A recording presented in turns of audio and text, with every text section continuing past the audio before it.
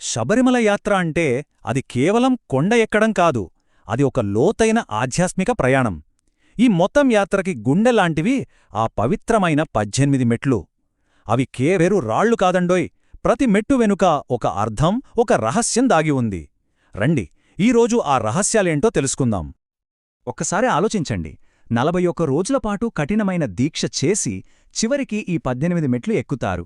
అసలీ 18 అనే సంఖ్యకే ఎందుకంత ప్రాముఖ్యత? 17 కావచ్చు, 19 కావచ్చు, కానీ సరిగ్గా 18 మెట్లు ఎందుకు పెట్టారు? దాని వెనుకున్న అసలైన తత్వమేంటో చూద్దాం పదండి. అయితే అసలు యాత్ర ఆ మొదటి మెట్టు దగ్గర మొదలవదు, అంతకంటే చాలా ముందే మొదలవుతుంది. 41 రోజుల మండల దీక్షతో శరీరాన్ని, మనసుని సిద్ధం చేసుకుంటారు. ఆ తర్వాతే అహంకారాన్ని, కోరికలను ఒక మూటలా కట్టి, అదే ఇరుముడిని నెత్తిన పెట్టుకుని ఆ పవిత్రమైన మెట్లవైపు మొదటి అడుగు వేస్తారు. అదన్నమాట అసలు విషయం. సరే, ఇప్పుడు ఈ 18 సంఖ్య వెనక ఉన్న అసలు కథేంటో చూద్దాం. హిందూ ధర్మంలో ఈ నంబర్కి ఎందుకంత స్పెషాలిటీ? ఈ 18 అనేది ఏదో యాదృచ్ఛికంగా వచ్చిన సంఖ్య కాదు. మన పురాణాల్లో, గ్రంథాల్లో పదే పదే వినిపించే, కనిపించే ఒక దైవిక సంకేతం. ఒక రకంగా చెప్పాలంటే ఇదొక కాస్మిక్ కోడ్ లాంటిది. ఉదాహరణకి చూడండి, భగవద్గీతలో ఉండేవి 18 అధ్యాయాలు.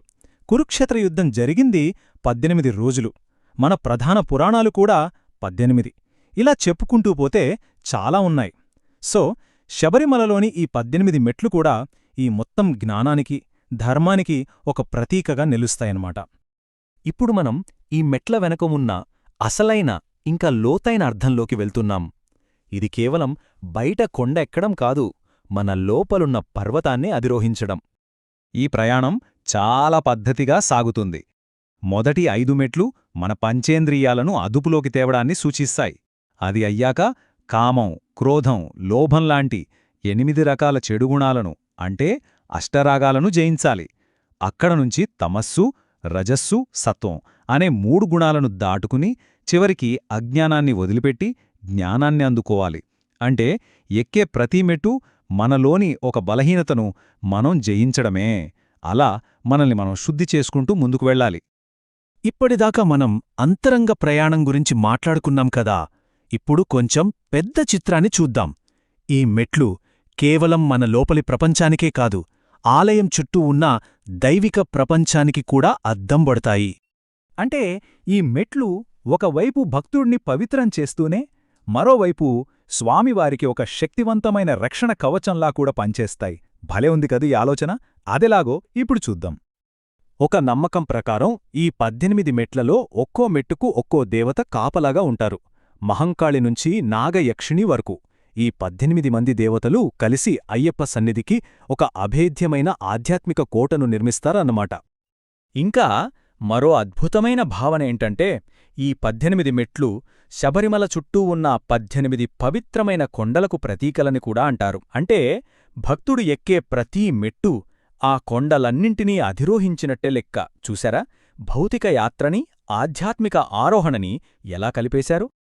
సరే, ఇన్ని రకాల అర్థాల్ని తెలుసుకున్నాం కదా, మరి ఈ మొత్తం యాత్ర యొక్క అంతిమ లక్ష్యమేంటి? అత్యంత ముఖ్యమైన, గూఢమైన అర్థమేంటో ఇప్పుడు చూద్దాం. ఈ చివరి లక్ష్యాన్ని అర్థం చేసుకోవాలంటే మనకు 2 పదాలు తెలియాలి. ఒకటి జీవాత్మ, అంటే మనలో ఉండే ఆత్మ, సముద్రంలో ఒక నీటి చుక్కలాంటిదన్నమాట. ఇక రెండోది పరమాత్మ, అంటే ఆ అనంతమైన విశ్వశక్తి, ఆ మహాసముద్రం లాంటిది. అసలైన రహస్యం ఇక్కడే ఉంది. ఈ దీక్ష, ఈ ప్రయాణం, ఈ 18 మెట్లు ఎక్కడం, వీటన్నింటి వెనుక ఉన్న ఒకే ఒక్క లక్ష్యం, నేను అనే భావనను వదిలేసి ఆ నీటి చుక్కలాంటి జీవాత్మను మహాసముద్రంలాంటి పరమాత్మలో కలిపేయడమే. అదే ఈ యాత్ర యొక్క పరమార్థం. అదే అసలైన మోక్షం. చివరగా ఉపనిషత్తుల్లోని ఈ మహావాక్యంతో ముగిద్దాం. తత్ త్వం అసి. దీని అర్థం అది నీవే.